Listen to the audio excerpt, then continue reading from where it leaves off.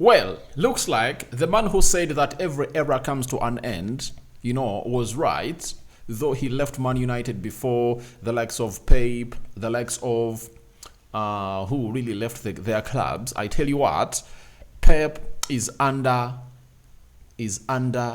fire. I tell you this. He's not really looking great as a side of City, and they're really struggling to come up and obviously even win games. And today they've been destroyed at the Villa Park by Aston Villa.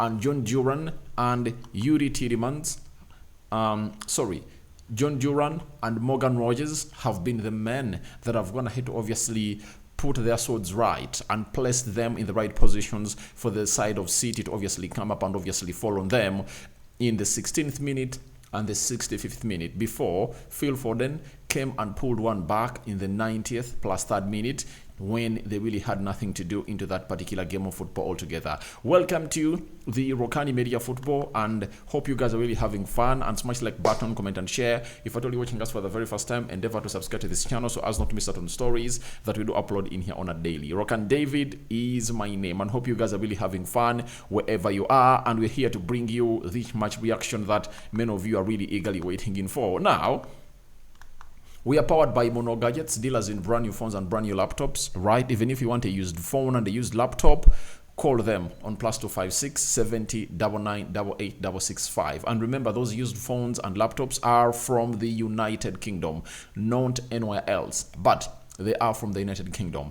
And they also have affordable smartwatches. If at all you feel like you want to obviously have a smartwatch, call them onto that number and the rest will be history. You can as well follow them on TikTok, and following them on TikTok, you go ahead and obviously search for @Mono Gadgets, and the rest will be history into the mix. That is it all about Mono Gadgets, and all is really going on well as planned. So here we come in peace to obviously broadcast to you the match reaction of City. But before we obviously get into the breakdown, the stats and how everything went down at the Villa Park, allow me throw you into this particular stat that Opta Joe has gone ahead obviously put out, and this is really very shocking. And it reads: Man City have lost 9 of their last 12 games in all competitions. 1 win and 2 draws. The last time other selected clubs had a run of 9 defeats in 12 games. The last time other selected clubs had a run of 9 defeats in 12 games, it was Chelsea in May 25th May 2023, Tottenham 26th December 1997, Arsenal 23rd of March 1977, Man United 16th of December 1961, and Liverpool on 23rd January 1950. Meaning that in the recent past, it is only Chelsea that really had such a performance in 2023. And you all know to it that they had gone ahead to obviously, they really had 2023. Yeah. So I think that's when they're really having problems with their managers. Was this Pochettino? I think Poch had not come up. It was all about Frank Lampard taking over from the coach they had gone ahead to hire, and that goes by the names of Graham Potter. You understand? So City is really having a very bad performance, and that performance is sackable. I tell you, that performance is sackable for any coach. But I think Pep Guardiola has a lot of credit in his bank that City cannot even think about sacking him. They've just gone ahead, obviously, offer him a new contract of 2 years, and they believe he can obviously turn this around. And by the way, if at all I'm the owners of Man City, I don't think there is any other manager that you can trust to turn this around. It's Pep Guardiola. That is, it's supposed to be him, because even if he's really having a very bad run like this, you cannot take off him being the best manager in the world. Even right now, though he's really having problems like that, all what he has gone ahead to earn in the game of football has gone ahead obviously earn him a right to really stay at the club of Man City, and they cannot sack him. I remember the same thing was at Liverpool, the season of 2022-2023, when Liverpool imploded. You remember that very well.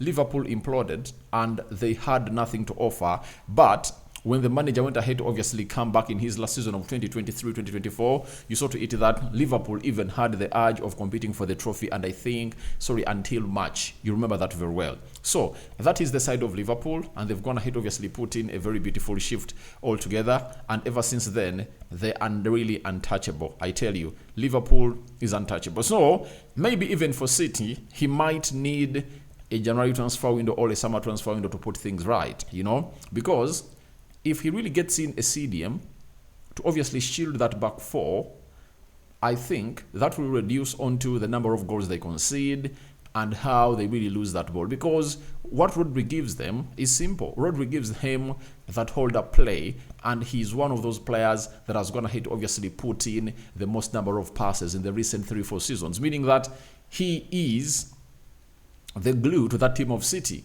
not only by shielding the back four, but also when it comes to really giving them control of the game. He's the master of that. He dedicates play and he launches attacks through the midfield. That he is the man who goes by the names of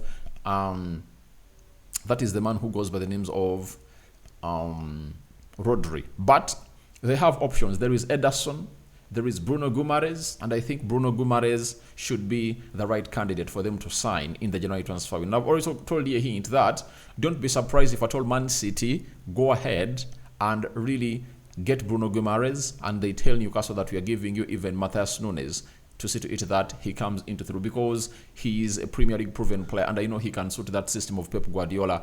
They need a man to give them that control into that midfield of Man City, not until Rodri really comes back, and I don't think that he'll come back until the last 4-5 games of the season, unless otherwise a miracle really happens. But he's gonna be out for a very long time. The ACL injury really takes long. It can even take you 6 months, and after those 6 months, you know what it is.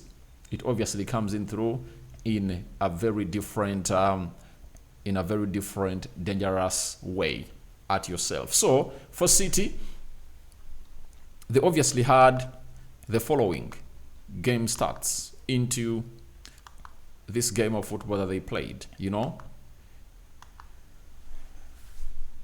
11 shots by Aston Villa, City had 12. 6 shots on target by Aston Villa, City had 6. That means both had 6 shots on target. 44% ball possession by Aston Villa, City had 56% ball possession. 431 passes completed by Villa, then 525 passes completed by Man City, 86% passing accuracy by Villa, 92% passing accuracy by City, 14 fouls by Villa, 7 fouls by City, 3 yellow cards to both sides, no red cards were issued to either sides, then 3 offsides to Aston Villa and 0 offsides to Man City. 5 corners to Villa and 4 corners to City. And this takes us to the table where very many Arsenal fans are like, all right, let's really go ahead and obviously make this happen. Because Liverpool is playing tomorrow, 15 games, and they're having 36 points, right? And Chelsea is also playing tomorrow, they're having 34 points. Nottingham Forest is obviously leading Brentford by 2-0. That is it, meaning that they're having 31 points provided they win that game. Arsenal 16 games, 30 points, meaning that Arsenal has a chance to obviously go 33 points and be 3 points off Liverpool before Liverpool plays Tottenham Hotspur tomorrow. I've already gone ahead to digest that. City is seated 6th onto the Premier League table with 27 points, and this is why I tell you things are really getting hard, because if Man United wins tomorrow, they'll go to 25. If Bournemouth wins tomorrow, they'll go to 28. They'll surpass City. You get? And